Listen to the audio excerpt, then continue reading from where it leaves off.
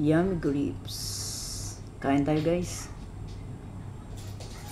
Sa gabi, masarap kumain ng prutas. Tingnan naman guys, ito yung maliliit.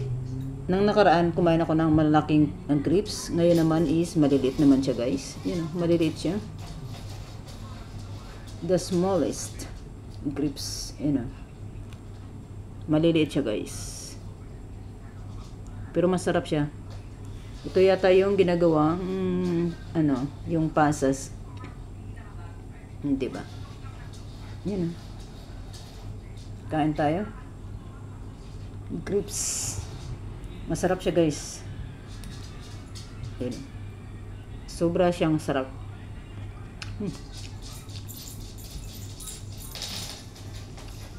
Ito yung ginagawang pasas.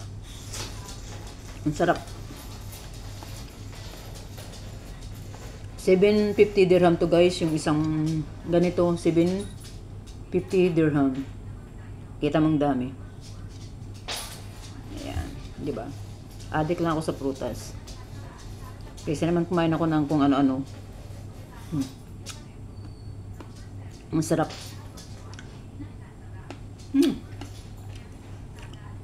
Ayaw mo, Che? Ang sarap niya. Promise. Para may hindi siya maasim. Sobrang tamis.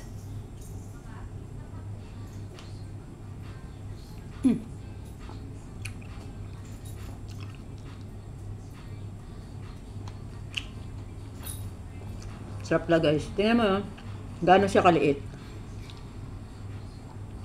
Ang liit nila. Pero ang tamis. Super tamis. The smallest grapes.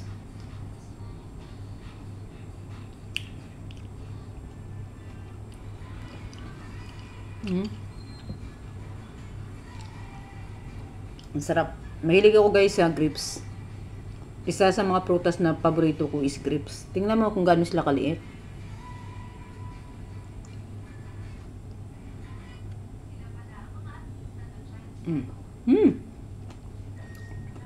Sarap.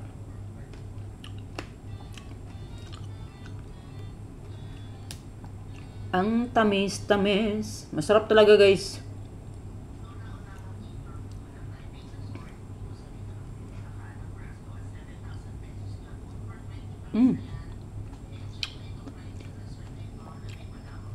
Wala siyang kaasim-asim. Grabe.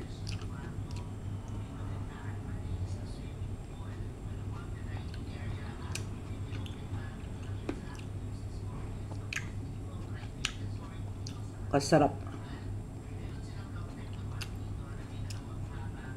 Ay!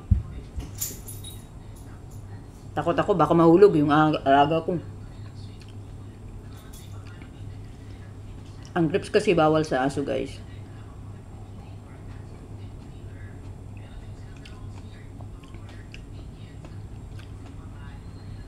Sarap.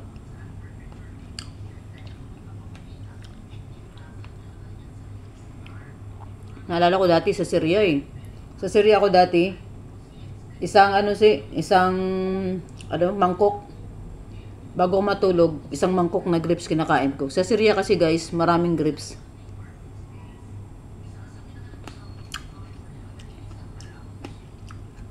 Sarap talaga.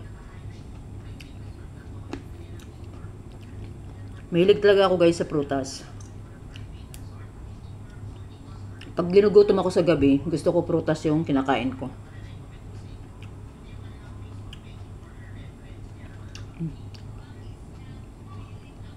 Diba kasarap?